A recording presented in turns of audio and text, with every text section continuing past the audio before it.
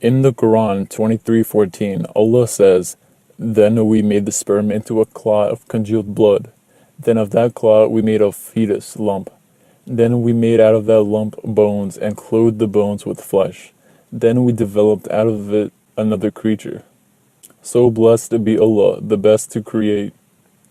Now, at a quick glance, you might be thinking Muhammad, a desert nomad, knew the scientific process of embryology 1400 years ago, but nope, he was wrong, and I'll explain why. Number 1. For starters, a clot of congealed blood cannot transform into sperm. It's dead tissue. Hardened blood, or blood in general, cannot make a fetus. This description is likely influenced by an unscientific and primitive understanding of human reproduction, based on observations from an early term miscarriage and a woman's menstrual cycle. Number 2. In other translations, it says, "We made this sperm drop into a clinging clot." But again, that doesn't make any sense. The embryo is not attached to the uterine wall, since the musculoskeletal system begins to develop around the 5th week. The alaqa, or clinging substance, cannot be a suspended or hanging thing, because the early embryo is floating in amniotic fluid, and it's attached via a connecting stalk to the uterine wall, in which it's buried. Number 3. Nowhere in the Quran does it mention the ovum or female egg. It's impossible to be born from the sperm cell alone. The sperm drop does not become the zygote. A fertilized egg does. Skipping out on the egg and saying that it's only the sperm that the embryo forms from is incorrect. The Quran fails to mention the important role of the female egg that plays in the reproduction of humankind.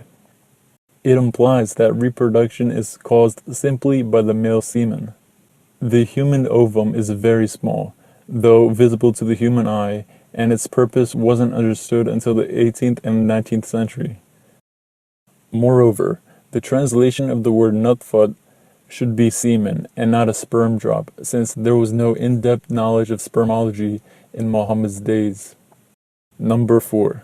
The steps of bone formation, then clothing with flesh, is also wrong, even assuming that itham means both bone and cartilage.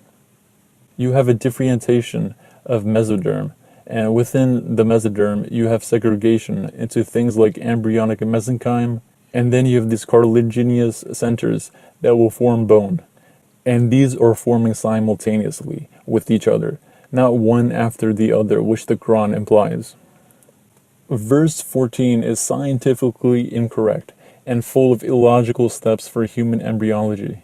The Quran basically stole teachings from Greek embryology, specifically from the Greek philosopher and scientist Aristotle, who did extensive study of animals through dissection. He lived 950 years before Muhammad in Greece, and wrote a whole book on animal embryological development, saying the exact same thing the Quran says.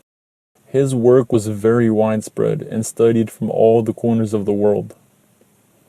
According to Surah 23, verses 12 to 14, the fetus develops into bones, which are later clothed in flesh. This too is plagiarized straight from Hellenic science. Aristotle said, "Round about the bones, and attached to them by thin fibrous bands, grow the fleshy parts, for the sake of which the bones themselves exist."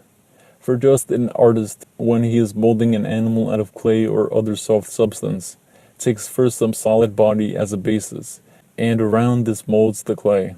So also the nature acted in fashioning the animal body out of flesh. This is maybe why Joseph Needham, who compiled a comprehensive history of embryology in 1934, dismissed the Quran as vague scraps of embryological information and nothing more than a quote, a 7th century echo of Aristotle and the Ayurveda. Clearly 22:5 and 23:12 to 14 contain nothing more than plagiarism ideas from Hellenic embryological science. However, a more likely source is that Muhammad learned of this from the Arab Haris bin Qalda. Haris left the desert for a while and gone Jundi Shapur to study medicine. On his return, Haris settled in Mecca and became the foremost physician of the Arabs of the desert. Whether he embraced Islam is uncertain, but this did not prevent the Prophet from sending his sick friends to consult him. And according to the embryologist biologist P.Z. Myers, there are no embryological details of any consequence in the Quran, and what you find in the Quran is an extremely primitive science that was nothing more than the common man could have learned from general interactions with learning society at the time. This so-called embryological miracle of the Quran is utterly debunked and refuted. In this Bukhari hadith, Abdullah bin Salam asked the Messenger of God, why does a child resemble its father, and why does it resemble its maternal uncle? And Allah's Messenger replied, if a man has sexual intercourse with his wife and gets discharged first, the child will resemble the father. And if the woman gets discharged first, the child will resemble her. According to the Sahih hadith, if a man orgasms first, then the child will look like the father. But if a woman orgasms first, the child will then look like the mother. This is 100% incorrect according to basic science. Genes have nothing to do with orgasms. The genetic material of both the sperm and egg cells are what determine resemblance. Genes are not affected by things such as specific timings of orgasms. And according to this Bukhari hadith, Muhammad says, a baby develops only in 4 months, not 9 months.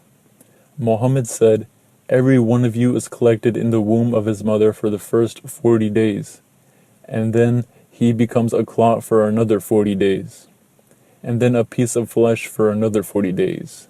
That's 120 days. Muhammad also says, then Allah sends an angel to write 4 items, his livelihood and whether he will be wretched or blessed in religion. Then the soul is breathed into his body. What this hadith also makes clear is that every human being is predestined by Allah and therefore has no free will. According to Muhammad, there is a difference between the urine of a baby boy and a baby girl. In this Sahih hadith, an infant baby urinated on the Holy Prophet's chest, and to clean it up, Muhammad said, sprinkle water on it, for the urine of a girl should be washed, but the urine of a boy should be sprinkled over with water. And in this Hasan hadith, which is below Sahih but still above Da'if and Maudu hadiths, Muhammad said, this is because the urine of the boy is of water and clay, but the urine of the girl is of flesh and blood.